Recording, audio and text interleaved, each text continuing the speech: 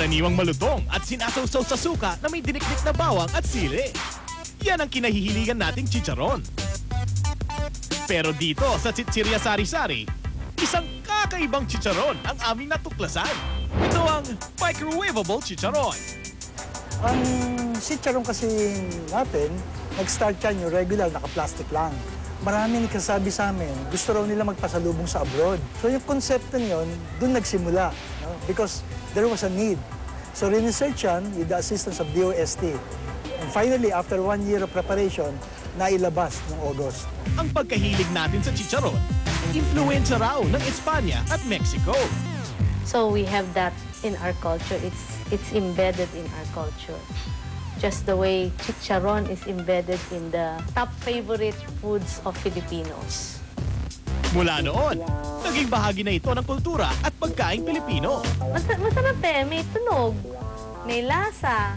Tapos habang nagpipintuhan kayo, sinasawsaw mo sa suka at bagoong. Iba't ibang klase na rin ng chicharon products ang naimbento. May vegetarian chicharon, pork belly chicharon, chicharong bulaklak, at chicken skin chicharon. Pero ano nga ba ang kaibahan ng microwavable chicharon na ito?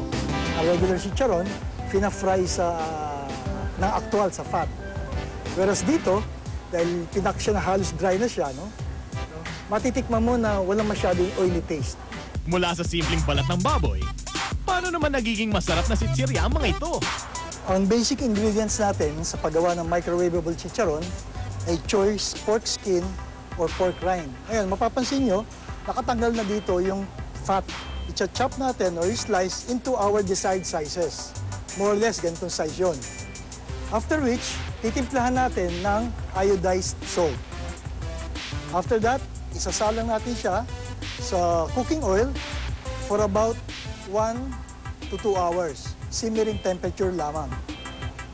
Hahanguin, and then papadrip yung oil, and then patutuyuin for about 1 day. After which, dun lang ilalagay sa ating microwavable packaging materials. Hanep! Bukod sa convenient na, madali pang lutuin ang microwavable chicharon. Kaya naman pala, hindi nakapagtatakang unti-unti na itong nakikilala at tinatangkilik ng ating mga kababayan.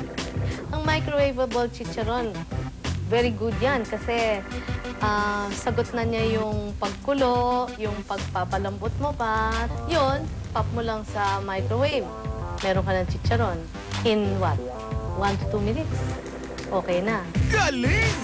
Ang dating simpleng chicharon, ibang level na ngayon. Patunay yan na pagdating sa pagiging malikhain, hindi pa huli ang gawang Pinoy. Ang Jenny's microwavable chicharon. Pasok sa Pinoy Record!